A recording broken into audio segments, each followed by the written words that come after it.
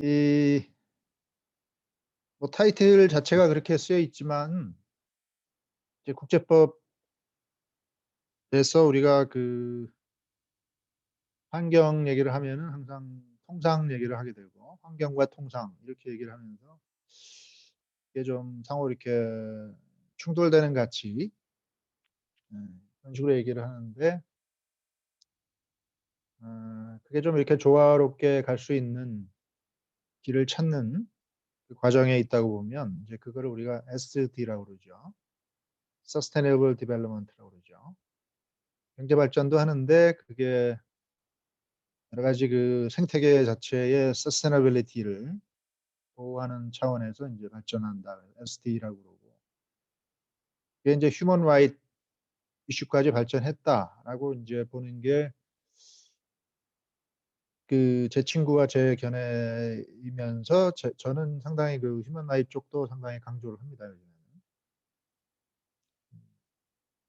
통상 얘기를 먼저 하면은 우리가 게트 20 조가 있죠. 게트 20 조가 있죠. 20 조가 환경 보호 차원에서 상당히 불충분하다. 너무 이렇게 통상 교역 자유와 이쪽에 너무 이렇게 치중돼 있다라는 인제 비판을 많이 받게 되고 그 얘기가 무슨 말이죠? 누가 한번 20 조가 뭐 통상 쪽에 좀 기울어져 있다. 환경 쪽에는 등한시한다. 그 말이 무슨 말인지 한번 정리해 볼 수 있는 사람 있어요? 그 말이 무슨 말이죠?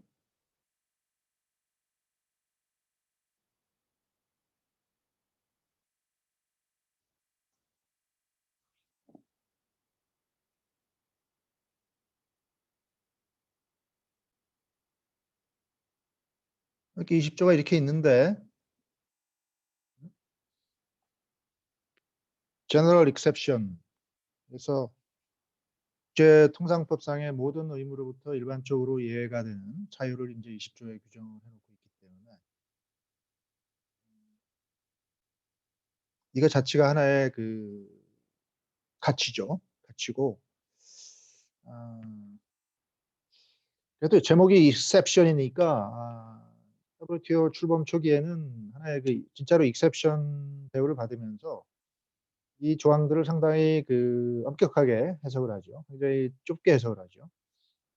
원칙은 따로 있고 이거는 exception이니까 음 입증 책임도 이 exception을 원용하는 측에 거의 뭐 90% 이상을 이렇게 부여하고 이 랭귀지도 상당히 그 엄격하게 해석을 해서 이 exception이 적용되는 경우를 굉장히 제한적으로 해석을 하려고 그렇게 했고 그 반대 효과로 어 국제 교역의 자유화는 굉장히 증진이 됐죠. 그래서 WTO가 수립되고 나서 한 초기 한 10 년간은 이제 이 트레이드 리버럴라이제이션 측에 이렇게 치중하다 보니까 20 조를 좀 상당히 엄격하게 적용해서 20 조를 원용하는 나라가 성공하는 게 거의 없는 정도로 그렇게 해석을 했었죠.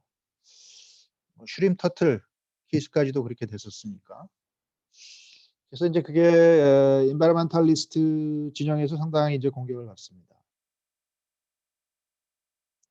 여기 BO 같은 경우도 그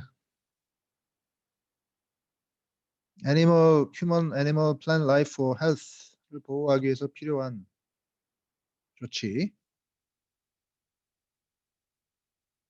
조치는 이 협정에 인제 일반적인 예외로 이렇게 인정이 되기 때문에 상당히 그 엔바이러멘탈리스트 쪽에서 굉장히 강조하고 주의 깊게 봤던 이 조항인데 어 일단은 그 necessary 요 말을 상당히 그 엄격하게 해석을 해서 여러 대안 중에서 가장 교역 덜 제한적인 대안을 선택했을 때만 그 선택이 이제 necessary한 걸로 인정을 하기 때문에 least trade restrictive measure를 선택했을 때만 이제 요 랭귀지에 부합하는 걸로 해석을 했었죠. 그래서 뭐 인간이나 동식물의 건강이나 생명을 보호하기 위한 각국 정부가 취할 수 있는 조치가 여러 개 대안이 있을 수 있는데 그 대안이 교역 제한을 가하는 정도를 일일이 다 비교를 해 보고 그 제한 정도가 가장 덜한 그 조치를 선택했을 때만 요 BOA에서 정당화되는 걸로 인정을 해 주기 때문에 뭐 여러 가지 대안이 항상 있을 수 있는 거 아니에요? 그중에서 정부가 이렇게 뭐 저 환경 보호 조치나 이런 거 취할 때 빨리빨리 취하고 좀 정치적으로 취하고 그러는데 그중에서 뭐 여러 대안 간의 무슨 이익 형량이나 이런 거를 교역 제한 효과나 이런 거를 면밀하게 따져 본 다음에 가장 덜 제한적인 조치를 택하는 것도 아니고 일정한 그 국내 이익 집단들이 막 아우성 치는 상황에서 뭔가를 제안이 오면 그거를 그냥 어 대충 이렇게 보고 채택하고 이렇게 되는 경우가 많은데 그 조치보다는 덜 교약 제한적인 대안이 상상 속에서 나올 수 있고 그걸 이렇게 패널이 얘기를 하면서 이게 있는데 왜 너는 그걸 했어?" 그러면서 그 "너는 necessary한 조치가 아니야, 아니야, 아니야, 아니야." 이렇게 돼 버리니까 20조 비양에 의해서 정당화되는 조치가 뭐 거의 없는 상황으로 그게 빠지게 됐죠. 그 설령 한두 개가 그렇게 우연히 가장 덜 교역 제한적인 환경 보호 조치로 보건 조치로 이렇게 초이스가 된 경우라도 그걸로 끝이 아니고 여기 샤포에 보면 그죠? subject to the requirement 그래서 그러한 조치가 in a manner that would constitute a means of arbitrary or unjustifiable discrimination 이렇게 돼 있죠. 그래서 자의적이거나 부당한 차별이 가해지지 않는 방식으로 방식입니다. 이거는 방식. 방식으로 적용됐을 때만 정당화될 수 있고 그거로 끝나는 게 아니고 disguise restriction이죠. 국제 교역에 대한 보장된 제한이 되지 않아야 되기 때문에 이제는 조치의 뭐 네이처나 그런 거를 보는 데 더해서 조치의 적용의 양태까지 in a manner 조치가 이렇게 적용되는 양태까지 본단 말이에요. 그래서 조치 자체는 정당하고 가장 교역 제한이 덜한 거를 초이스했을 때라도 그걸 이렇게 적용하는 매너가 arbitrary하거나 그 부당한 차별이 가해지는 경우는 역시 그 20 조에도 정당화될 수 없기 때문에 뭐 일률적으로 적용한다든지 구체적인 사유에 대한 고려 없이 일률적으로 적용한다든지 에 또는 유사한 상황에 놓여 있는 여러 가지 그 수입품이나 이런 걸 보면서 이렇게 똑같이 적용해야지 even handed하게 적용해야지 하나만 딱 집어서 한다든지 다른 거는 냅두고 이걸 먼저 보호 조치를 한다든지 뭐 이렇게 되면은 그 적용 양태 자체가 even handed하지 않고 arbitrary할 수 있기 때문에 그 거의 뭐 이 샤포를 통과하는 경우도 거의 드물죠.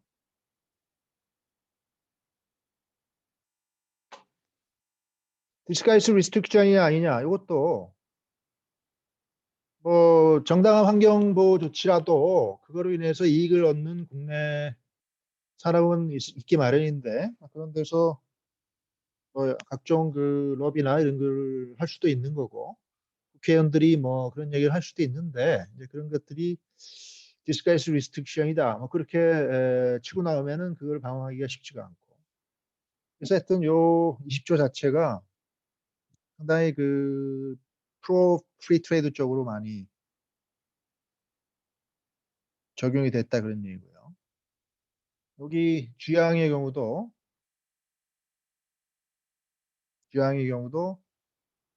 그 고갈 가능한 천연 자원의 보존과 관련된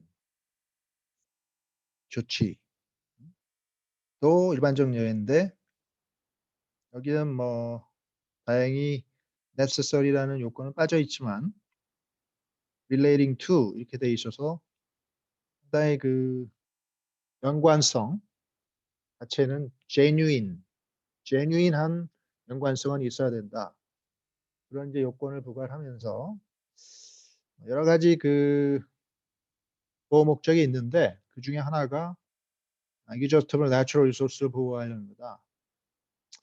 그러면은 relating to라고 볼 수 있느냐 하는 것에 대한 상당한 디베이트가 있었습니다는 최소한 그 여러 가지 목적 중에서 상당한 비중을 차지하는 게 이런 목적일 때 그걸 정당화 연관성이 있다 그렇게 본다고 얘기합니다.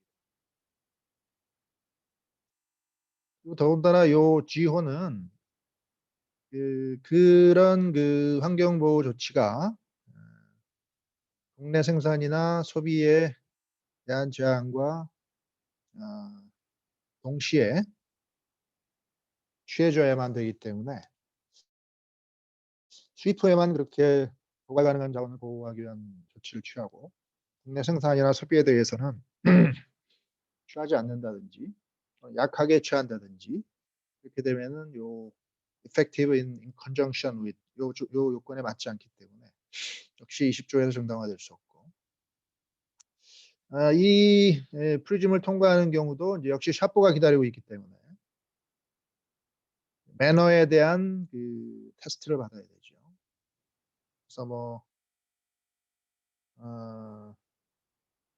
어떤 그 고갈 가능한 뭐 여러 가지 그 뭐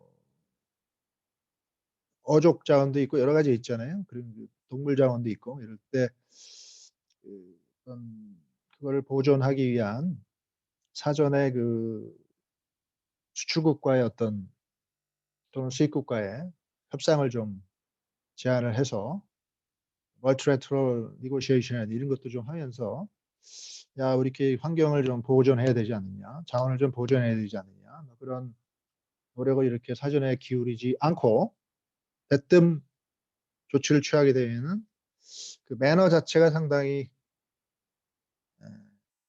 아비트러리한 걸로 그게 판정을 받기 때문에 사전에 그런 국제 환경 보존에 관한 어떤 그 협상이나 뭐 진지한 노력을 기울였는지 아닌지 뭐 그런 것까지 보면서 샤포를 판정하기 때문에 20조 G도 그렇게 충족하기가 만만치 않은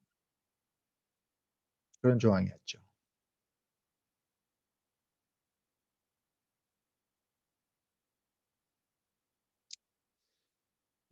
근데 이제 그 이후로 이제 후반기 10년, 초반기 10년은 그랬고, 이제 쉼 터트를 계기로 이제 엄청난 비난이 쏟아지고, 시애틀 미니스터 컨퍼런스가 상당히 그 공격의 대상이 되고 이러면서 이제 인바이러먼탈 캠프들이 이제 이 WTO를 공격하기 시작하고 이러면서 이 애플렛 바디가 이제 20조 해석을 좀 바꾸기는 했었죠. 그래서 이걸 좀 해석을 완화하면서 이 necessary 이런 말도 뭐 여러 가지 그 대안 중에서 가장 교역 덜 제한적인 걸 택했을 때만 necessary다 그런 말을 그런 테스트를 이제 조금 완화하면서 어떤 그 밸런싱 테스트로 전환하죠. 그래서 그런 환경보호 조치가 초래하는 이익과 손해를 밸런싱해서 이익이 상당히 크면 그런 조치는 네세서리한 조치로 인정될 수 있다. 그렇게 바꿈으로써 그걸 우리가 밸런싱 테스트라고 하죠. 이익이라는 건 역시 환경보호가 이렇게 환경이 증진되는 환경 수준이 이렇게 증진되는 게 이익이고 손해라는 건 뭐겠어요? 국제교역이 제한당하는 게 손해겠죠. 환경 가치와 교역 가치 간에 이렇게 밸런싱을 해서 환경 가치가 상당히 크면 그 조치가 가장 교역 덜 제한적인 조치가 아닐지라도 밸런싱을 해서 이익이 크면 에세서리한 조치로 인정해주기 시작하죠. 이전에 택했던 그 리스트 트레이드 리스트릭티브 테스트 그거는 코스트만 보는 거죠. 국제 교역에 대한 제한 효과 그거만 보고 가장 덜 제한적인 조치를 취했을 때만 정당화된다. 그런 얘기니까. 굳이 얘기하면 코스트 온리 어프로치인데 애플파디가 마음을 바꿔서 두 개를 보기 시작한 거죠. 코스트도 보고 베니핏도 보면서 코스트는 상당히 많이 발생했을지라도 베니핏도 더 많이 발생해서 정말 중요한 환경보호 조치 이런 거는 교역 제한도 엄청나게 발생하죠. 하지만 그거로 인해서 그 생명이나 뭐 건강이나 이런 거에 증진 효과가 크다. 그러면 그 코스트보다 더 큰 이익이 발생할 수도 있는 거거든요. 그런 경우는 그 조치가 네세서리한 걸로 정당화된다. 그러니까 교역 제한 효과가 엄청나게 발생하는 거, 다른 대안은 그렇지 않은데도 그런 엄청나게 발생하는 걸 택할 수도 있는 거예요. 베네핏이 크다면. 그러니까 이제는 그 각국이 좀 환경보호 수단을 선택할 수 있는 여지가 좀 늘어나고 그 환경보호의 가치가 큰 그런 이슈는 과감하게 그 코스트도 많이 발생하는 조치를 취할 수 있게 됨으로써 그 프로 프리 트레이드적인 오리엔테이션을 좀 수정을 겪으면서 나름대로 이렇게 균형 어프로치를 취하기 시작을 했죠. 그리고 GO나 이런 것도 뭐 relating to 이런 말도 어, 여러 가지 그 목적이 다목적일 수 있는데 그 중에 하나가 Just Natural Resource의 컨서베이션일 경우도 연관성을 좀 인정하는 식으로 그렇게 돼 있어서 하여튼 그런 그 자연자원 보호에 aimed at, primary aimed at 조치가 하여튼 목적을 이렇게 최소한 세컨더리는 아니지만 primary aimed at 되기만 하면 여러 가지 목적 중에서 그 목적이 차지하는 비중이 상당히 크지는 않더라도 51대 49라도 괜찮다는 거예요. primary aimed at 되기만 되면 51이니까 49보다는 크니까 또는 30, 20, 30, 29, 뭐 28, 27, 뭐 이렇게 여러 가지 그 에임이 있더라도 그중에서 제일 큰 게 30이잖아요. 그게 exhaustive natural resource conservation이다. 그러면은 primary aimed at 된 거기 때문에 relating to 된 걸로 인정될 수 있다는 거예요. 그래서 그 상당한 크기의 목적이 자연자원 보존이 아닐지라도 상대적으로 그 보존 목적이 조금이라도 크기만 하면 연관성을 좀 인정해 줄 수 있는 식으로 이렇게 나갑니다.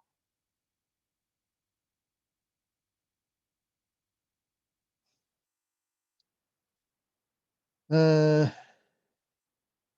그래서 이제 20조가 좀 너무 좁은 거다. 뭐 그런 비난을 좀 피해 나가려고 노력은 하고는 있습니다만은 아직까지도 이제 환경론자 입장에서는 세 발의 피죠.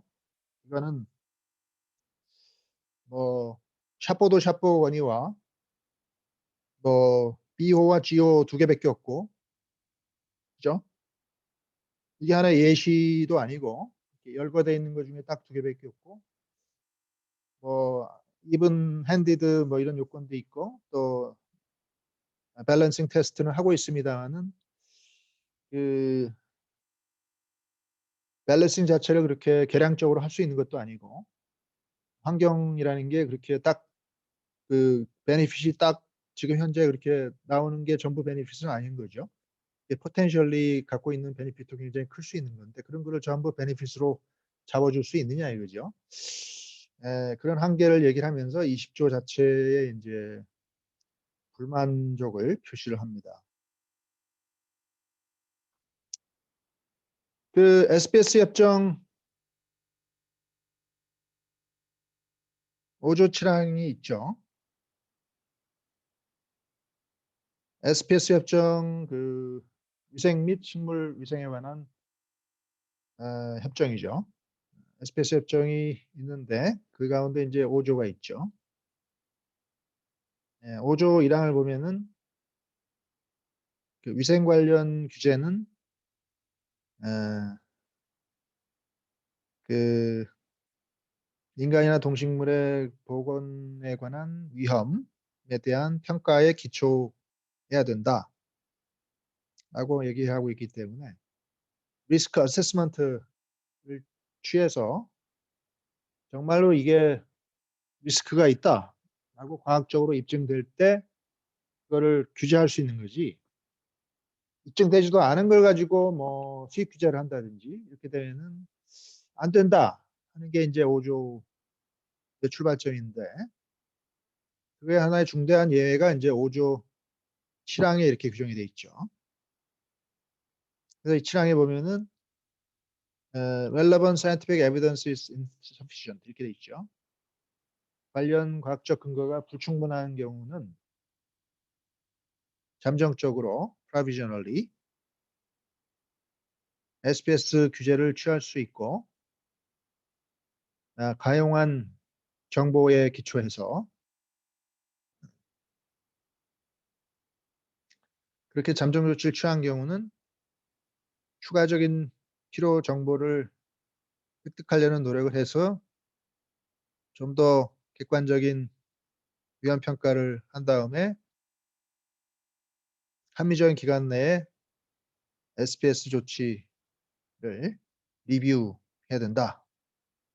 이렇게 규정하고 있기 때문에 과학 만능주의, 과학적인 기법을 동원한 리스크 어세스먼트를 해서 위험이 아이덴티파이 된 경우만 위생 규제를 취할 수 있다라고 과학 만능주의에 대한 하나의 중대한 예외로 5조 7항이 잠정 조치의 예외를 규정하고 있죠. 근데 이제 환경론자들은 역시 5조 7항에 대한 신랄한 비판을 합니다. 이 WTO 패널도 그렇게 해석을 해왔지만 pertinent available pertinent information에 기초해서 잠정 조치를 취할 수 있는 거고 인포메이션 없으면 어떻게 못 취하는 거예요.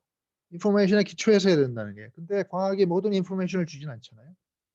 지금은 안전하다고 그러지만 미래에 뭐 정말 그 인간에 해로운 그런 뭐 물질이 얼마든지 있을 수 있는데 그 당시 과학이 그런 인포메이션을 주지 못하는 경우 그럼 잠정 조치도 취하지 말란 얘기냐 이런 얘기고 뭐 합리적인 기간 동안에 그 리뷰를 해서 뭐 리스크 어세스먼트를 뭐 과학적 객관적으로 해서 그거에 기초해서 뭐 조치를 다시 업데이트해라 그런 얘기니까 뭐 합리적인 기간이라는 게 뭐 구체적으로 적시되지는 않았지만 수년간 이렇게 계속 잠정 조치를 취하면 안 되는 걸로 해석이 되죠. 근데 뭐 사실 정말로 포텐셜리 위험성이 있고 이런 경우는 계속 잠정 조치를 취할 수도 있는 건데 그런 거에 대한 불법성을 이 조항이 또 얘기하고 있는 거고 또 relevant scientific evidence is insufficient in cases where 이 말도 그 나라가 주관적으로 과학적인 근거가 불충분한 경우까지 이 잠정 조치를 취할 수 있다고 얘기하는 건 아니다.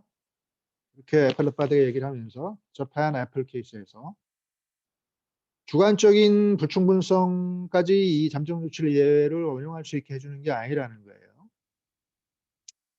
그 나라는 그 어떤 그 수입산 사과에서 칠레산 사과에서 어떤 그 사과나무에 머드플라이나 이런 게 있어서 옹이 같은 게 막 맺혀져요. 그게 그런 사과를 먹으면은 그게 뭐 인체에 해로운지 안 해로운지 일본은 정보가 없어요. 왜냐 일본은 그런 병이 없었거든. 그래서 이거는 우리 과학적 증거가 불충분하니까 이 사과를 우리는 수입 금지를 하겠다. 그래서 수입 금지를 했는데 WTO 제소가 됐어요. 근데 에펠바디가 하는 얘기가 네가 주관적으로 불충분하다는 그것만은 가지고는 안 되고 객관적으로 불충분한 경우. 그러니까 너는 증거가 없지만 다른 나라는 있어요. 그런 사과를 뭐 많이 교역하고 이러기 때문에 그게 뭐 먹어도 괜찮다 하는 거에 대한 정보가 상당히 쌓여 있는데 네가 조금만 주의를 기울이면 그런 걸 찾아볼 수도 있고 그런데 왜 자꾸만 네 나라는 그게 없다고 그러면서 그 잠정 조치를 원용하려고 그러니 그거 안 되는 거야. 그렇게 얘기도 하고 그래서 그 나라가 상당히 그 나라 입장에서 어떤 조치를 이렇게 잠정 조치로 원용을 취하기가 쉽지가 않아요. 객관적이어야 돼요. 그러니까 이 잠정 조치 조항이 이렇게 만만히 적용되는 것도 아니고 어, 아, 그래요. 그래서 호르몬 비프나 이런 경우를 보더라도 그 호르몬으로 주입을 해서 쇠고기를 소를 이렇게 비육을 시키면은 이제 잘 자라고 그러면 이제 고기가 많아지겠죠. 그러면 그 미국이 그런 고기를 생산해서 이제 수출을 하고 뭐 그렇게 되는데 GMO도 마찬가지죠. GMO 테크놀로지로 뭐 양육을 저 뭐야 그거를 해가지고 그거를 팔면은 뭐 상당히 때깔도 좋고 상품이 나오죠. 그러면 뭐 잘 팔리고 뭐 이렇게 되는데 호르몬으로 주입한 그 쇠고기가 인체에 어떠한 위험을 가져오느냐 이게 현재의 과학으로는 입증이 안 돼요, 위험성이. 유러피안 유니언이 그거를 입증하려고 별 짓을 다 했는데 뭐 실험도 하고 뭐 그랬는데 뭐 몇 가지 그거는 발견을 했어요. 근데 그게 인체의 위험성에 대한 실험은 아니고 주실험이고 뭐 그리고 그 호르몬의 종류도 여러 개고 그래서 그게 직접적으로 그렇게 아메리칸 비프가 초래하는 그 위험이다. 그걸 딱 집어서 그렇게 입증한 건 아니에요. 그래서 과학적인 입증은 없고 아직까지 없다고 보고 어 그럼에도 불구하고 이유는 이제 잠정 조치를 취하겠다는 거예요. 그래서 못 들어오게 막는다는 건데 WTO에 제소가 돼가지고 EU가 졌죠. 그래서 결국 졌는데 그거를 이행을 하지 않고 아직까지 EU는 버티는 거죠. 네가 보복하려면 해. 자기는 도저히 수입 허용 못해. 버티고 있는 거고 GMO도 마찬가지예요.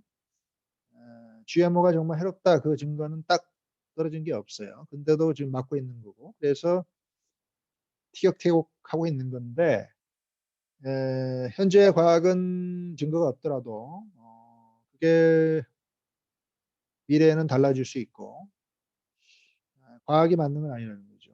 사람들이 정서적으로도 꺼려하는 거를 자기들이 꾸역꾸역 프리 트레이드를 해야 될 이유는 없다.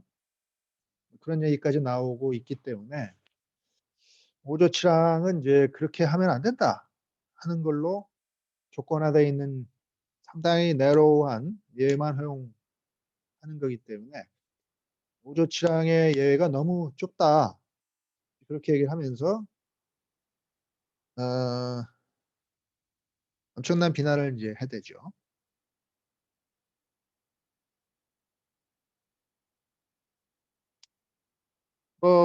비프 호르몬 케이스 2가 있죠. 그래서 최근에 나온 거는 에팔레파디가 조금 반성을 하면서 오조치랑을 조금 너그럽게 좀 해석하려는 움직임을 좀 보이기는 합니다. 그래서 어, 그 비프 호르몬 2에서 패널은 뭐라고 그랬냐면은 국제 표준이 이미 있는 경우, 인터내셔널 스탠다드가 있는 경우인데도 오조치량을 원용해서 과학적 근거가 우리는 불충분하니까 우리는 잠정조치 취할래 이렇게 나오는 경우 이렇게 나오는 나라가 입증해야 될 오조치량을 그 원용하기 위해서 입증해야 될 그 책임을 굉장히 가중시킵니다. 그래서 국제 표준이 있는데도 네가 그렇게 나와? 그러면 그거는 굉장히 너 오조치랑에 의해서 정당화시키려면 굉장히 너 아주 가중된 입증 책임을 져야 돼. 국제 표준이 없는 경우는 그냥 일반적으로 해석하고. 이렇게 두 개로 나눴는데 어떻게 보면 상식적으로 그게 맞는 얘기예요. 그렇죠? 국제 표준화 돼 있잖아 이미. 그런데 애플렛 바디가 그 패널의 그 부분은 기각을 합니다.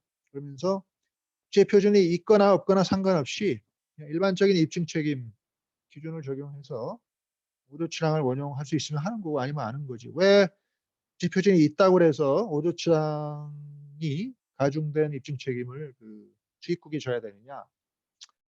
그렇게 하면서 그 부분을 이렇게 기각을 하면서 약간 요 오조치랑의 범위를 좀 넓히려고 하는 노력은 하고 있습니다만은 본격적으로 오조치랑의 그 요건을 완화하려는 거는 아직 없기 때문에 environmentalist 쪽에서는 불만입니다.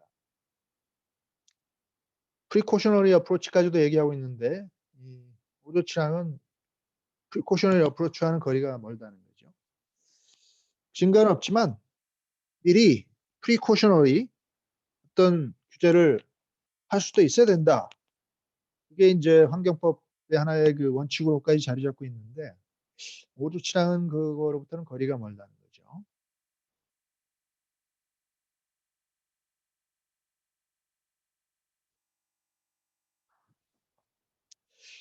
그래서 통상과 환경 간의 그 충돌 문제에 있어서 통상법이 현재까지 취하고 있는 어프로치가 한계가 있고 그런 상황에서 이제 서스테너블 디벨롭먼트라는 좀 새로운 차원의 양 가치를 정말 대등하게 보면서 두 개가 이렇게 조화를 이루어야 나가야 된다. 그렇게 치고 나가면서 하나의 SD 개념이 이렇게 나오면서 그게 발전하고 있다 하는 걸 먼저 얘기를 합니다. 그게 통상법에 대한 비판으로부터 출발을 한 측면도 많다. 그런 얘기고 이 서스테너블 디벨롭먼트의 패러다임을 가장 잘이기보다는 처음 종합적으로 정리한 게 그 87년도에 나온 브론틀란트 리포트죠. 브론틀란트가 그 노르웨이 전 수상일 거예요. 전 수상이었는데 이 사람이 이제 유엔의 그 유엔 월드 커미션 on Environment and Development WCED죠. WCED 월드 커미션 on Environment and Development의 이제 의장을 하고 있었는데 수상을 하고 국제기구의 이제 의장으로 갔는데 이 사람이 이거를 채택함으로써 이게 브룬트란트 리포트라는 이름으로 나왔죠.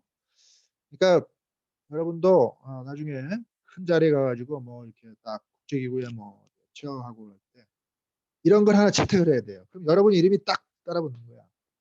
역사적으로 그냥 이걸 뼈 빠지게 쓴 사람도 있는데 그 사람 이름은 없고 의장이 이름을 올리기 때문에 하여튼 망치 두드려가지고 하여튼 역사의 이름을 남겨야 돼요.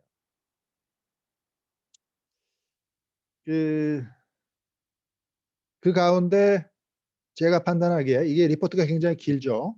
제가 첨부를 했기 때문에 여러분이 읽어본 사람이 있을지 모르겠는데 여러 그 부분들이 정말 그 참고할 만한 내용들이 많긴 하지만 그 서스테너블 디벨롭먼트의 어떤 패러다임을 좀 나름대로 요약하고 있다고 제가 느끼는 부분이 바로 이 부분이죠.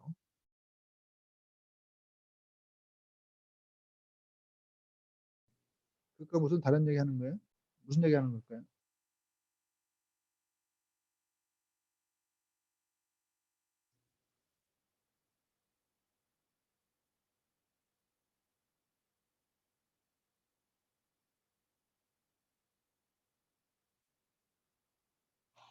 응? 에코시스템 얘기를 해요. 그죠? 생태계 얘기를 갑자기 해요. 그래서 생태계의 그 변화되는 것과 맞춰가면서 뭘 하라. 그런 얘기 하는 것 같아요. 그죠? 30. 임정희 씨가 한번 해요. 네. Yet in the end, sustainable development is not a fixed state of harmony, but rather a process of change in which the exploitation of resources, the direction of investments, the orientation of technological development, and institutional change are made consistent with future as well as present needs. We do not pretend that the process is easy or straightforward. Painful choices have to be made. Thus, in the final analysis, sustainable development must rest on political will. 마지막 문장 부분들은 뭐 그냥 그런 얘기고 그 앞에 이게 무슨 얘기를 하는 걸까요?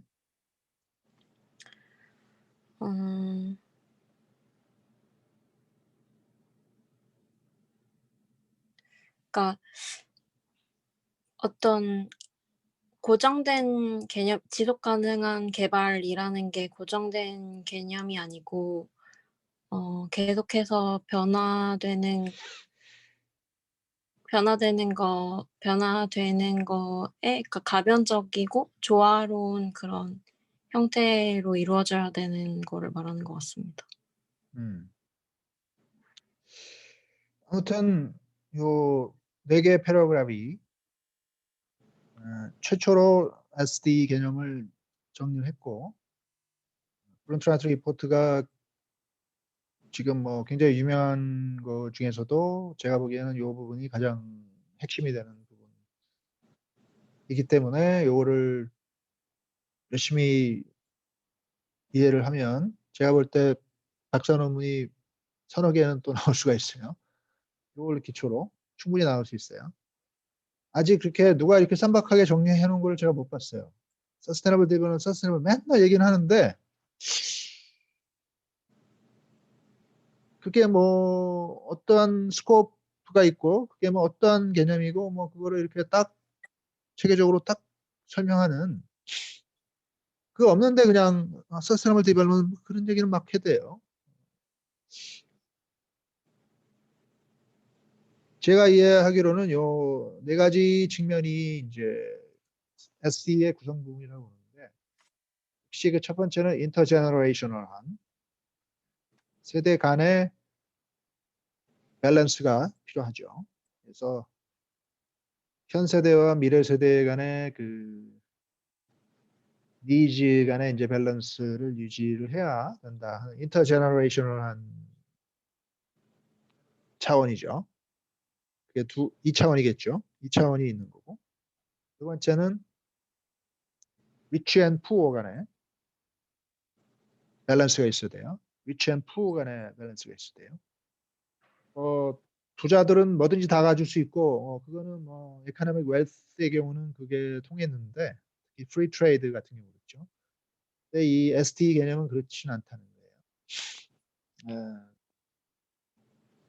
서스테이너블 하려면은 위치 앤 푸어 간의 어떤 에쿼티 개념이 그 배분 비율이 몇 대 몇인지는 잘 모르겠지만 하여튼 에쿼티를 생각해야 된다는 거예요. 그리고 최소한 그 필요, 니즈라는 거는 경제적인 부와 달리 베이직 니즈는 보장을 해줘야 되는 거기 때문에 그런 베이직 니즈를 보장해 줄 수 있는 그 쉐어, 리소스의 쉐어는 아무리 푸어한 계층에도 그걸 보장을 해줘야 되는 거기 때문에 그걸 이제 페어 쉐어 리소스하고 접근을 한다고.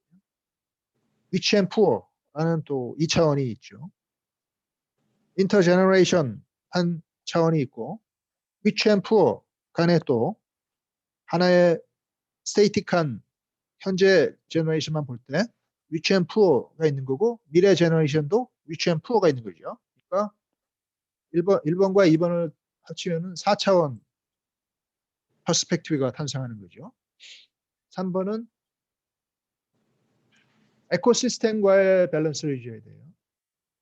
지금 에코시스템이 계속 이제 하나의 그 호흡하면서 그 디벨롭먼트가 그 자체로 존재하는 게 아니고 에코시스템 속에서 이제 조화롭게 changing productive potential까지 생각하면서 조화롭게 그 sustainable development를 이루어야 되기 때문에 하나의 에코시스템 속에 SD 개념이 존재한다는 거예요. 그 자체가 지상 목표가 되는 건 아니에요. 어차피 에코시스템 전체가 어떻게 생활해야 되느냐 그걸 봐야 하기 때문에 우리만 서스테이너블 디벨롭먼트 하면 되지 그 얘기가 아니고 동물도 있고 식물도 있고 뭐 공기도 있고 그죠? 플래닛도 있고 그런 에코시스템 차원에서 그걸 봐야 되기 때문에 SD를 얘기하는 엔터티와 에코시스템 간의 밸런스를 유지해야 되죠. 그것도 하나의 2차원이죠. 그러니까 1, 2, 3을 합치면 6차원이 되는 거죠. 마지막은 니즈가 이제 변화하는 것과 이제 계속 체인지 하면서 프로세스를 계속 변화해 나가야 되기 때문에 그 우리의 그 모델이나 여러 가지 그 고려사항들을 계속 이렇게 변화시켜야 되는 뭐라 그럴까 인터템포럴한 체인지의 개념이 들어가기 때문에 항상 다이내믹하게 변화해야 된다는 거죠. 그 가능성을 항상 생각하면서 그 필요성 항상 생각하면서 지금 어떻게 해야 되느냐 생각해야 된다는 얘기니까 결국은 8차원적인 생각을 하면 모든 밸런스가 맞춰질 수가 있고 그게 서스테이너블 디벨롭먼트다. 세대 간 수요 균형을 충족하고 가진 자와 못 가진 자 간의 자원 접근의 균형을 생각하고 생태계의 잠재적 변화와 균형을 생각하고 자원 개발, 투자, 기술 발전과의 관계에 있어서 변화와 균형을 생각한다. 다시 세대 간 수요 충족의 균형을 생각하고 가진 자와 못 가진 자 간의 자원 접근의 균형을 생각하고 생태계의 잠재적 변화와 균형을 생각하고 자원 개발, 투자 및 기술 발전과의 변화와 균형을 생각해야 된다. 8차원이죠.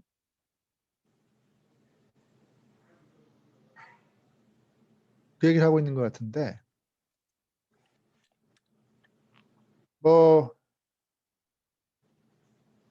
그 EEA라고 그 유러피안 싱글 마켓이 있고 그 EU EC에 원래 참여하지 않았던 그 뭡니까 그 농업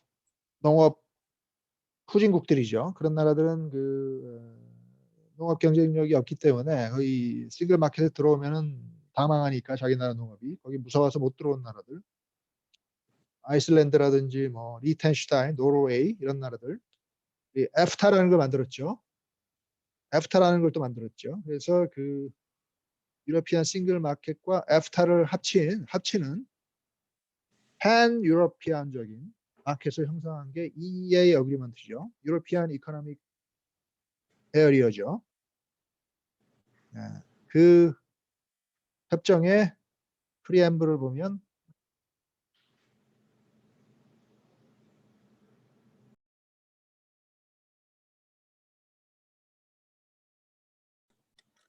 이런 말이 나옵니다. 그래서 determined to preserve, protect, improve the equality of environment and ensure prudent and rational utilization of natural resources on the basis of principle of sustainable development. As well as the principle of precautionary and preventive action should be taken. 이렇게 나와서 prudent and rational utilization of natural resources. Principle of sustainable development. In particular. 이렇게 딱 못을 박으면서 하나의 그 pan 유로피안 이코노믹 에어리어를 형성시킵니다. 통상 협정임에도 불구하고 분명히 이 SD 개념을 입각해서 그런 걸 해야 된다. 딱 못을 박으면서 이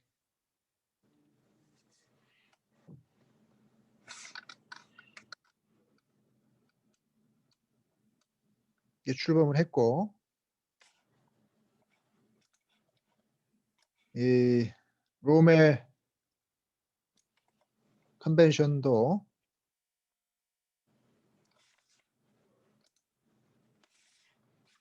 이 롬 컨벤션이 뭐죠? 아는 사람 있어요?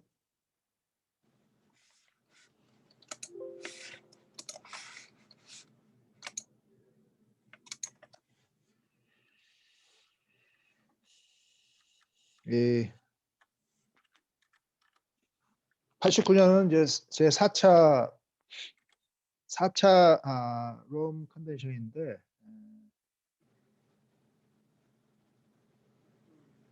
유럽이 과거에 식민지화했던 그 ACP 리전, 아프리카, 카리비안, 퍼시픽 지역의 그 과거 식민지 나라들이 일종의 유럽 국가들의 하나 나우발이죠. 그래서 그거를 관리할 필요가 있죠. 그래서 뭐 미국과 경쟁하고 있는 상황에서 자기 나우발에는 관리를 해야 되니까 이런 특혜 협정 같은 걸 맺어서 89년도는 벌써 4차예요. 4차 특혜 협정을 맺어서 그 나라들에게 뭐 특혜도 주고 무역상의 특혜도 주고 이러면서 자기 나우발이 관리를 하는 건데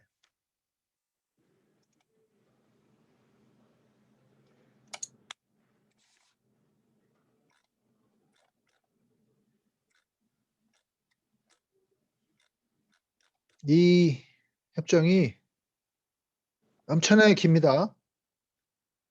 보세요. 여기 뭐 없는 게 없어요. 엄청나게 긴데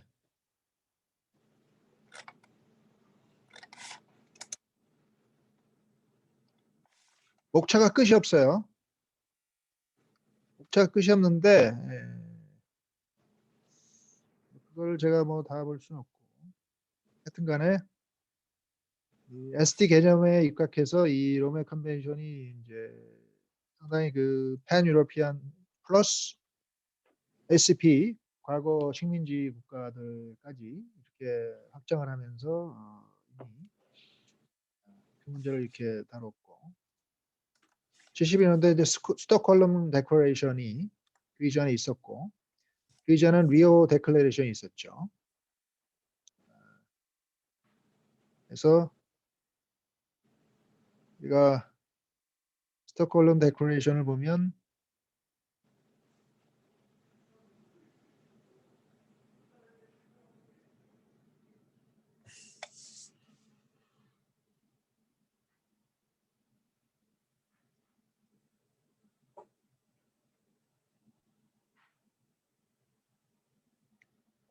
프린시플 1에 벌써 environment for present and future generation 이런 말 나오고 있죠.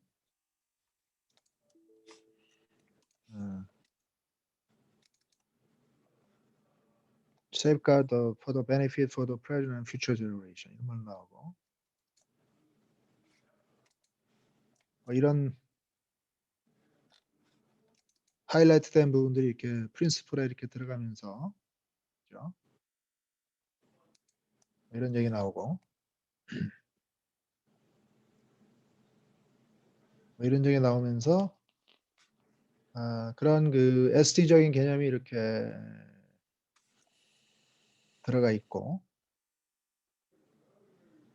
우리 리오 데클레이션도 마찬가지죠.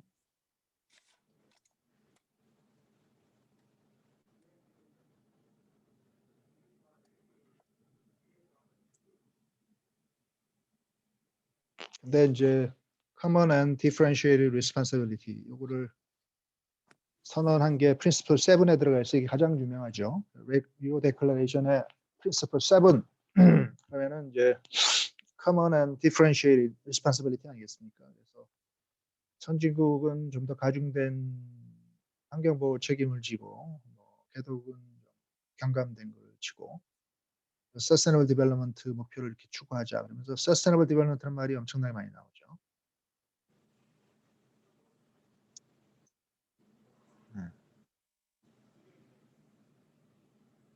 아무튼 간에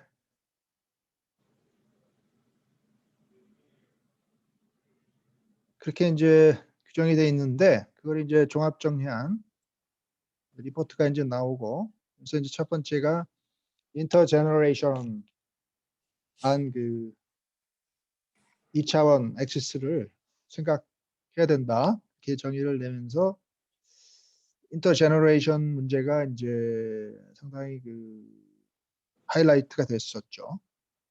이제 키츠 vs 글로벌 와밍 요 운동이 한참 이제 떴었습니다. 그래서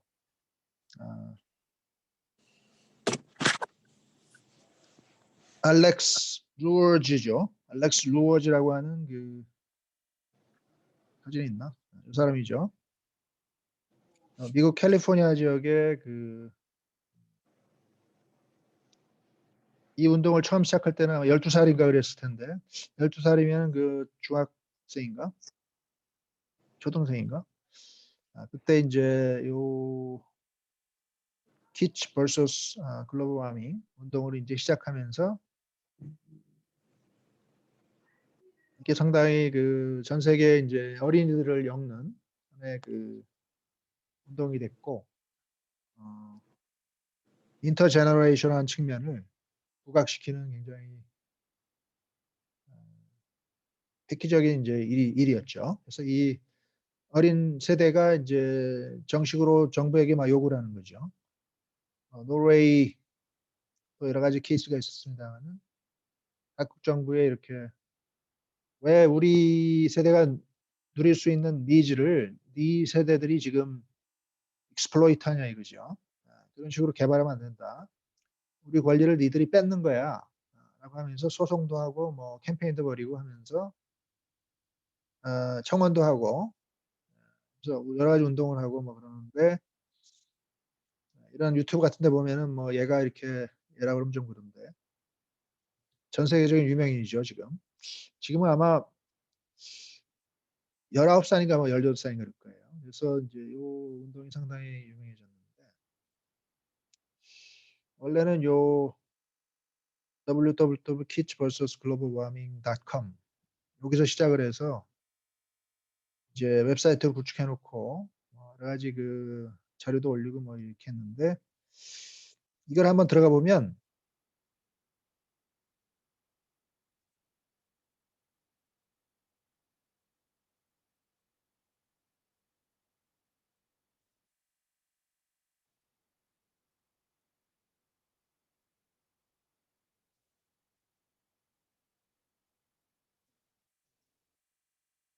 그게 안 떠요. 이상한 어디 갔나? 이런 게 뜹니다.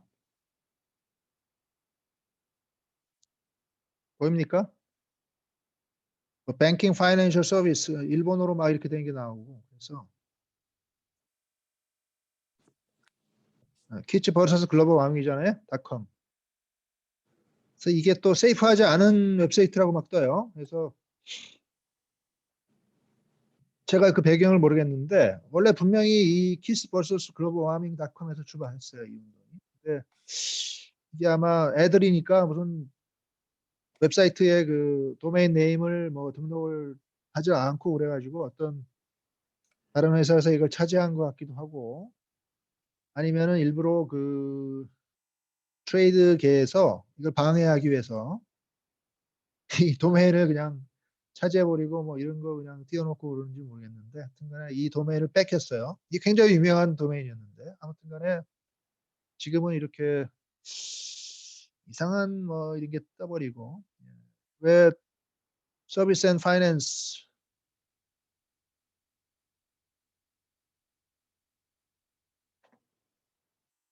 여기 보면 그죠? 웹사이트에 보면 키스 vs 글로벌 와밍이라고 나오잖아요, 그죠?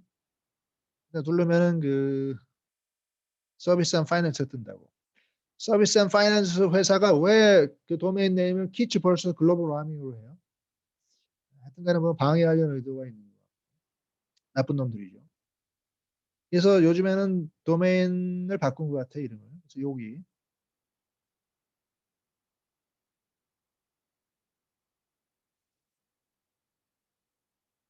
Young Voices for the Planet 이로 바뀐 것 같아요. 어쩔 수 없이.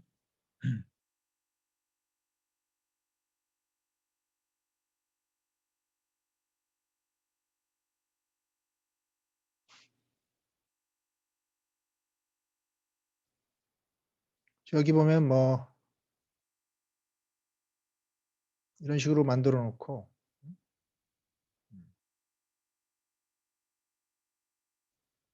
유스 앰베서더도 자기들이 이렇게 지정해 놓고 이렇게 앰베서더들이 몇 명 있죠. 이렇게 해 놓고 여러 가지 활동을 이렇게 합니다. 그래서 도네이션도 받고 하면서 상당히 활발하게 역시 활동을 하고 있는데 아무튼 간에 이 글로벌 워밍 이슈를 인제 이 단체가 제기하면서 이게 상당히 떴죠. 그리고 인터제너레이션한 측면이 부각이 되면서 음 그 이슈가 인제 대두가 됐다. 그런 얘기고 제가 인제 최근에 하나 8 차원에서 2 차원을 더 더하면 10 차원이 되겠죠. 10 차원적으로 인제 이해를 해야 된다고 느끼기 시작한 게 요 휴먼 라이트 퍼스펙티브가 더 더해지면서 이 서스테이너블 디벨롭먼트가 단순히 environment 이슈가 아니고 이제는 휴먼 라이트 이슈로 이렇게 승화되는 거죠. 그래서 environmental과 휴먼 라이트 이슈 간에 이렇게 균형을 이루어야 된다. 하는 또 다른 균형이 이렇게 추가되면서 이제 10 차원으로 가는 것 같은데 에 요 10 차원을 가는데 뭐 그동안 ICJ에서 판례가 몇 개 있었고 어 하지만 우리가 국제 다자 차원에서 이 SD 이슈를 인권 차원의 이슈까지 본 케이스는 아직은 없었죠. 없었는데 지금은 인제 environmental damage가 human right violation을 초래하는 걸로 이렇게 이론 구성하면서 이제 요 마지막 엑시스를 이렇게 추가하려는 움직임이 벌어지고 있고 어 국제적으로 그런 움직임이 막 벌어집니다. 어 근데 그런 인권 차원의 이 이슈를 이제 이해하는 거에 대해서는 프로와 콘이 있는데 어드밴티지는 확실하게 있죠. 인권론적으로 이해하게 되면 피해자가 이렇게 특정이 되기 때문에 액추얼 빅팀이 특정될 수 있고 그럼 인제 제소 적격이라고 할까요? 청원 적격이라 할까요? 이런 게 확실해지고 어 적극적인 청원이나 제소가 가능하고 어 클라이밋 체인지가 실제로 벌이고 있는 여러 가지 부정적인 효과를 인간의 권리를 박탈당하는 것과 연결시키니까 좀 더 하이라이트 시킬 수 있는 이점이 있고 실제로 여러 가지 청원이나 제소를 통해서 상당히 릴리프를 추구할 수 있는 여지가 생기기 때문에 어떤 damages를 monetary damages까지 추구할 수 있기 때문에 청원이나 소송이 좀 확실해진다는 거하고 어 그런 측면에서 인제 국제적으로 이렇게 연대나 또는 스테이크를 갖고 있는 사람들이 이렇게 쉽게 뭉칠 수 있고 이게 국제 이슈화 되기가 쉽다 하는 장점은 있죠.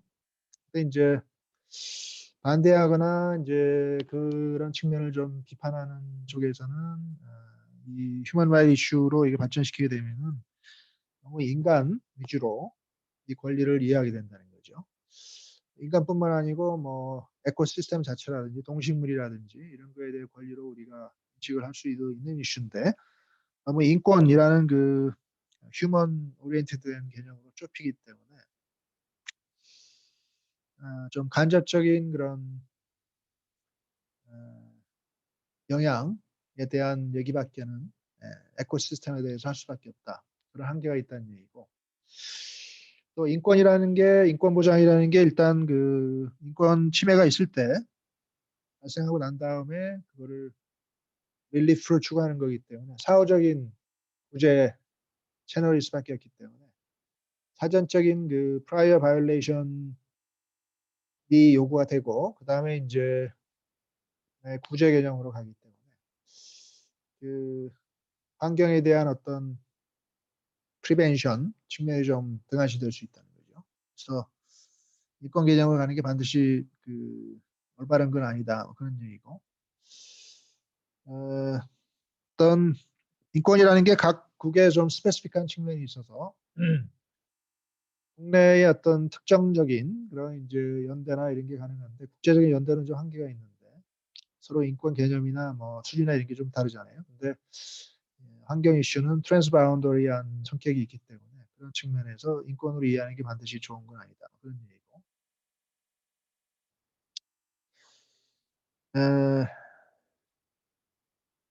엑셀트레이토리얼 어플리케이션에 좀 한계가 있을 수 있다는 얘기고. 퓨처 제너레이션의 인권까지 우리가 얘기하기는 좀 한계가 있다는 얘기고. 그죠? 트래디셔널 레머디가 이게 잘 적용이 되지 않을 가능성이 있다는 거고. 이제 그런 그 프로스 앤 콘이 좀 존재합니다. 인권 개념으로까지 확대시키는 거에 대해서. 그럼에도 불구하고 그 인누이트라는 그 미국 북부 알래스카 지역과 캐나다 쪽에 이렇게 존재하는 원주민들이죠. 이 사람들이 실제로 인터 아메리칸 커미션에다가 휴먼 라이트 커미션에다가 실제로 이걸 인권 개념으로 주장을 하면서 피티션을 실제로 했었고 미국이 산업이 그 내뿜고 있는 여러 가지 그 그린하우스 가스 때문에 아이스가 멜트되고 있고 그래서 자기들 헤비tat이 이렇게 파괴가 되면서 생활 양식이 변화가 되고 트래디셔널 웨이 오브 라이프를 영향을 미치고 있기 때문에 이거는 하나의 인권 차원의 개념이다. 그렇게 주장을 실제로 했었습니다. 그래서 이렇게 그린 칼러로 보이는 지역에만 현재 이렇게 인누이트들이 살고 있는데 원래는 이렇게 연두색으로 보이는데도 이렇게 살고 있었다는 거예요. 근데 아이스가 멜트되면서 자기들의 헤비tat이 이렇게 축소되고 있다는 거죠. 이거는 하나의 그 인권적인 개념이라는 거죠. 그래서 이 운동을 이제 환경단체하고 조인틀리 많이 이제 벌이고 있고, 그래서 이게 인권 차원에서 이걸 이해하는 개념이 이제 한동안 상당히 매스컴도 타고 그랬습니다.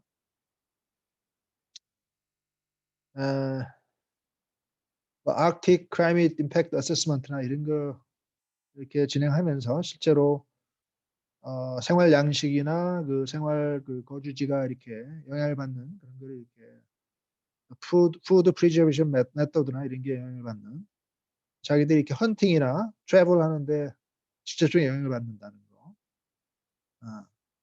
그런 걸 이렇게 근거로 제시하면서 공공기관에 이렇게 피티션도 실제로 했었습니다. 뭐 이런 식의 그 피티션 내용이 이렇게 들어가 있습니다.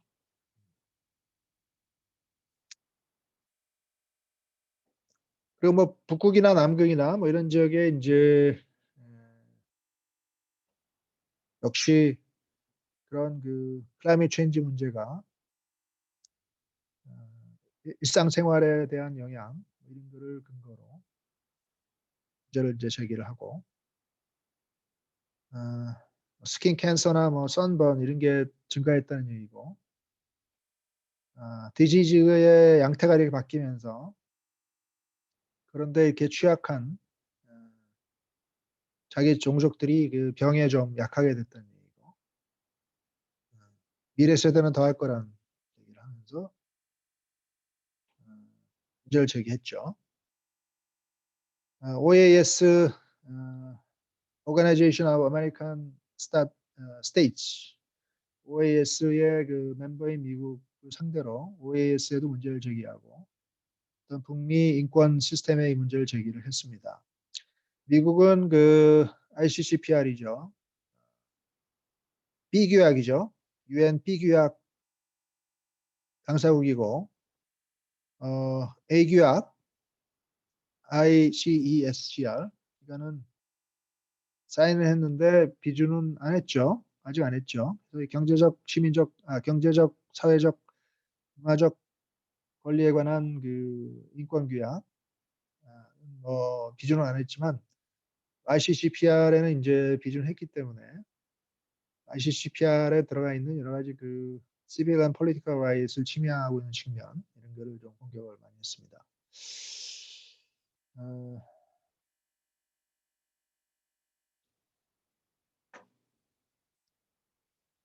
right to culture, property, health, life, physical integrity, security, means of subsistence, residence, movement, and inviolability of home 이런 거.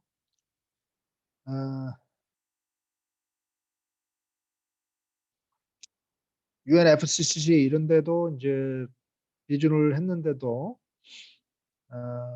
greenhouse emission 이런 거를 계속 하고 있고 그런 게 이제 이런 권리를 이렇게 침해하고 있다. 그런 식의 피티션을 해오고 있습니다. 그래서 뭐 실제로 몇몇 인권기구에서 이렇게 히어링도 열고 리포트도 준비를 하고 레코멘데이션도 맺고 그런 게 있습니다. 근데 피티션 자체는 디스미스 된 경우도 많고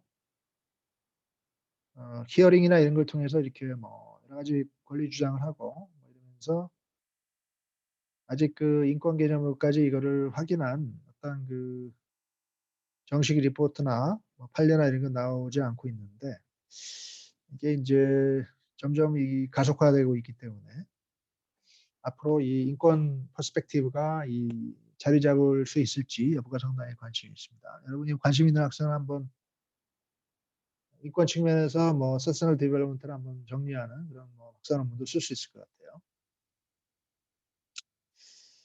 근데 이제 인권 차원에서 접근하려면 이제 코제이션이라든지 멀티플 액터 문제, 레머디 문제, 그죠? 라이빌리티 문제,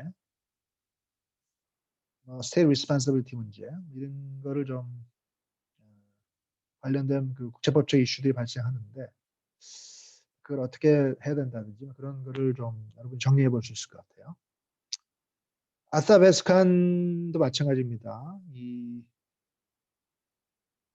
이 알래스카 지역과 이 캐나다 북서부 지역에 이렇게 광범위하게 이제 있는 아타베스카 종족들도 상당히 유사한 피티션을 이제 해오고 있기 때문에 그 피티션 내용은 사실은 대동소이합니다. 그래서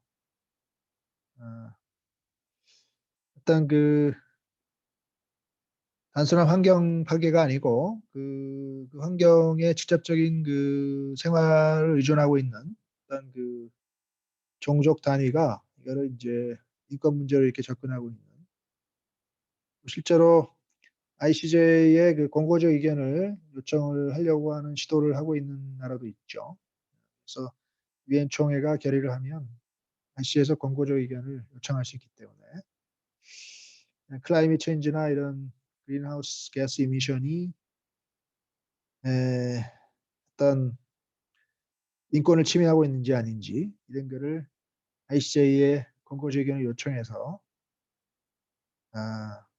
권고적 의견으로 그 문제를 좀 확정하려고 하는 노력도 있고 또 주요 국가에서 뭐 내셔널 레벨로 뭐 실제로 뭐 소송한 경우도 있고 그래서 여러 가지 이제 경우도 있기 때문에 히치 버서스 글로벌 와밍 그 여러 가지 데이터나 이런 거를 뭐 듀얼을 조사해서 이런 국내적인 관행이나 이런 것도 한번 서치해 볼 수 있어요. 그래서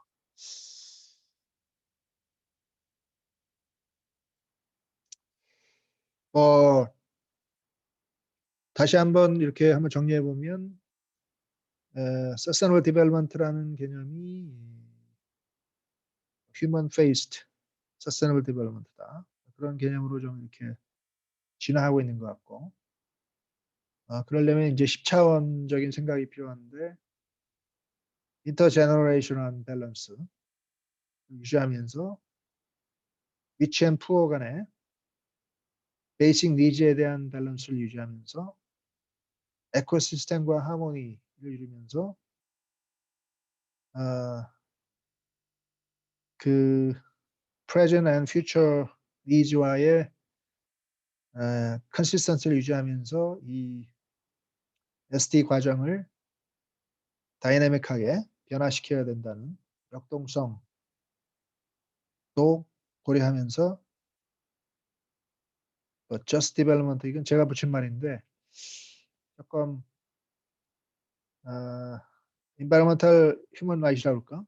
뭐 이런 개념이 뭐 성립될 수 있을 것 같고 어떤 미니멈 스탠다드를 우리가 정할 수 있으면 어떤 최소한 오랫동안 이렇게 트래디셔널리 생활을 그 에코시스템에 이렇게 의존해서 유지하고 있던 그 어떤 집단의 그 기본적인 생활 여건을 파괴하지는 않는 범위 내에서 서스테이너블 디벨롭먼트를 해야 된다는 거죠. 1, 2, 3, 4 요건이 다 갖추더라도 마지막으로 그런 식의 서스테이너블 디벨롭먼트가 생활 양식 자체를 파괴하는 식으로 진행되면 안 되기 때문에 저스트 디벨롭먼트가 돼야 된다. 그러려면은 혹시 파괴가 되는 상황이 부분적으로도 발생하면은 그런 인권이 침해당하는 그 피플의 니즈에 어댑테이션을 시키면서 어떤 SD 과정을 이렇게 진행해야 될 임무까지 이렇게 부과하면서 10차원적으로 이 Human Face Sustainable Development 패러다임을 좀 생각해 볼 수 있지 않느냐 그런 얘기고요. 뭐 이런 분이 이렇게 얘기한 이런 그 코테이션 해놓은 내용 이걸 보면은 마지막 부분 같은 데 보면 이런 말들이 나오죠. 이런 말도 나오기 때문에 우리가 그런 그 휴먼 라이트적인 측면을 마지막으로 이거 한번 정리해 볼 수 있다. 그런 생각이고요. 뭐 UNFCC나 파리 협정 체제까지 가면서 그 처음에는 뭐 교토 프로토콜이나 이런 거에서 Annex 1, Annex 2 국가 이렇게 나눠서 Annex 국가는 뭐 의무를 부과하고 그런 식의 좀 자발적인 그 체제 모델로 가다가 그게 잘 운영되지 않으니까 그죠. 파리 협정을 맺어가지고 모든 국가에게 이제 자발적인 목표를 설정하게 하고 그죠. 그 대신에 공통의 목표 산업화 이전에 2도 상승하는 거 이내에 어떤 클라이밋 체인지를 유지해야 된다 그런 목표 그걸 이렇게 설정하게 하고 공통 목표와 자발적인 양호 간의 괴리를 해결하기 위해서 5년 단위로 뭐 스탁 테이킹을 하도록 한다든지 뭐 그런 UNFCCC 체제가 과연 10차원적인 거리와 합치되느냐 그런 거 한번 생각해 볼 수 있고 우리가 카테르헤나 프로토콜도 있죠. 카타르제나 프로토콜 이런데 뭐 자원 보존과 뭐 지속 가능한 이용 간의 뭐 균형을 좀 추구하는 그런 협약도 있고 프리코셔너의 프린시플이 상당히 강화돼서 카타르헤나 프로토콜에 이게 들어가 있죠. 거기 이제 AIA라는 게 있죠. Advanced Informed Access죠. 그래서 어떤 출구에게 먼저 그 위험을 이렇게 통보한 다음에 정보를 제공해야 될 의무를 부과하죠. 출국이 뭐를 수출하려면 위험물질을 수출하려면 먼저 그 위험에 관한 정보를 먼저 수입국에 통보해야 되고 정부까지 제공해야 되죠. 그 다음에 그 정보를 기초로 수입국이 위험 평가를 해서 승인을 하면 이제 액세스가 허용이 되기 때문에 수출국 기업이 먼저 일정한 의무를 부과함으로써 그 위험 요소를 수익국이 평가할 수 있도록 먼저 적극적인 노력을 해야 된다. 그런 의미에서 AIA 체제가 이렇게 도입돼 있는데 이건 일종의 프리코셔너리 프린시플의 반영으로 볼 수 있죠. 먼저 수익국이 교역을 제한하려면은 위험성을 평가해야 된다는 얘기가 아니고 수출국이 먼저 액션을 취해야 된다는 얘기죠. 그런 어프로치라든지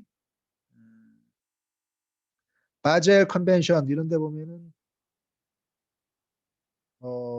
여러 가지 그 폐기물에 관한 조건이 있고 위험 발생지 디스포저 원칙이라도 이런 게 있습니다. 그리고 나고야 의정서죠. 유전자원의 접근 및 이용에 관한 나고야 의정서 이런 데 보면은 역시 그 상당한 프리코셔너리 어프로치를 취해서 유전자원을 이렇게 국제적으로 이렇게 거래하거나 이용하거나 이럴 때 미리 통보를 해서 허가를 받도록 돼 있죠. 그래서 유전자원이 자유교육 대상이 되지 않고 그게 이제 자원의 어떤 다양성이나 이런 걸 침해할 수 있기 때문에 유틸라이제이션이 그걸 고갈시킬 수 있고 하기 때문에 유전자원의 그 다양성을 보호하기 위해서 유전자원이 그 오일을 말하는 거 아닙니다. 제네틱 리소스 말하는 거죠. 제네틱 리소스의 다양성을 보호하기 위해서 미리 이렇게 미리 통보를 하고 허가를 받고 그다음에 유전자원을 이용해서 뭔가 의약품이라든지 뭐 기능식품이라든지 화장품이라든지 이런 걸 개발했으면은 그래서 발생하는 이익의 일정 부분을 유전자원의 제공국과 이렇게 공유하도록 돼 있죠. 그래서 유전자원의 어떤 고갈이나 다양성을 이렇게 보호하려는 나고야 의정서 체제 그런 게 과연 그 SD 개념과 어떤 식으로 접목될 수 있는지 혹시 부족한 점은 없는지